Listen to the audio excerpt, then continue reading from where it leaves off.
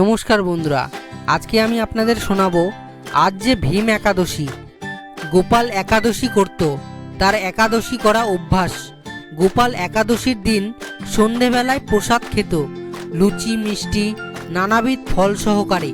সেদিন যেন মহোৎসব লেগে যেত। গোপালকে ওভাবে একাদশীর দিন ভোজন করতে দেখে তার এক চাকর বললে, সামনের তারিখ আমিও একাদশী পালন করব বাবু, আমার একাদশী করার খুব ইচ্ছে। আপনি যদি আদেশ দেন আমি একাদশী করি, আমার খুব ইচ্ছা। গোপাল মুচকি হেসে বলল, খুবই ভালো কথা, এই তো চাই, একাদশী করা সকলের উচিত। দেহের উপকার, তার সাথে মনেরও সাত্ত্বিক ভাব সাধনের জন্য একাদশী সকলের করা উচিত।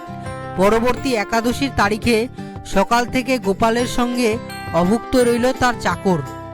কিন্তু সাজ গড়িয়ে রাত্রি গভীর হয়, তখনও গোপাল ভোজন করছে না দেখে চাকরটি ধৈর্যহারা হয়ে জিজ্ঞেস করলে, বাবু, প্রতি একাদশীতেই তো আপনি সূর্যাস্তের ঠিক পরেই প্রচুর ভালো মন্দ ভোজন করে থাকেন, কিন্তু আজ এখনও কিছু খাচ্ছেন না কেন?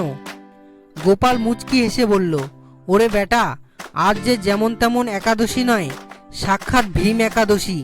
আজ একদম নিরম্বু উপবাস, আজকে জলও খেতে নাই, এজন্য আজ আর কিচ্ছু খাওয়ার ব্যবস্থা করিনি। গোপালের চাকর হায় হায় করতে লাগলো, এমন হবে জানলে কি সে একাদশীর নাম মুখে আনতো? পেট যে চোঁচো করছে। সেই থেকে চাকর আর কোনোদিন একাদশীর কথা ভুলেও মুখে আনলো না।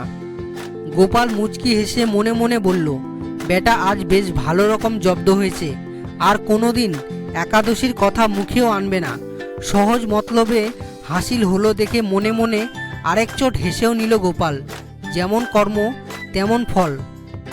বন্ধুরা, ভিডিওটি যদি ভালো লাগে তাহলে একটি লাইক করে দিন এবং চ্যানেলে পাশে থাকার জন্য সাবস্ক্রাইব করে বেল আইকনটি বাজিয়ে দেবেন, এবং ভিডিওটি যদি ইন্টারেস্টিং মনে হয় তাহলে বন্ধুদের মাঝে শেয়ার করে দেবেন। ধন্যবাদ।